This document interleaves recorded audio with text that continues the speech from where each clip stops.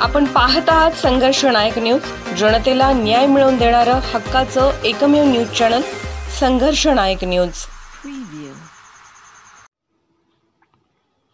पंचगंगा नदीच्या पाण्याची पातळी धोक्याच्या पातळीवर पोहोचली आहे।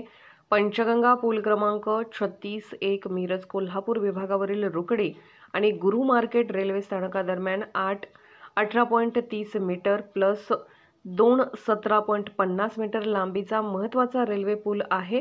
हा पूल पंचगंगा नदीवर बांधला आहे, जो कासारी, धामणी, कुंभी, तळशी आणि भोगावती या 5 प्रमुख प्रवाहाच्या संगमाने तयार झाला आहे। राधानगरी धरण ऊर्ध्व प्रवाह आणि अलमट्टी धरण ही 2 मोठी धरणे पंचगंगा पुलावरून पाण्याचा प्रवाह नियंत्रित करतात। कोल्हापूर विभाग आणि पाणलोट क्षेत्रात झालेल्या मुसळधार पावसामुळे नदीची पातळी पुलावरील धोक्याच्या पातळीच्या दिशेने वाढत आहे। राधानगरी धरणातून आणखी पाणी सोडणे आणि पाणलोट क्षेत्रात पडणारा पाऊस यामुळे ही समस्या आणखी वाढणार आहे।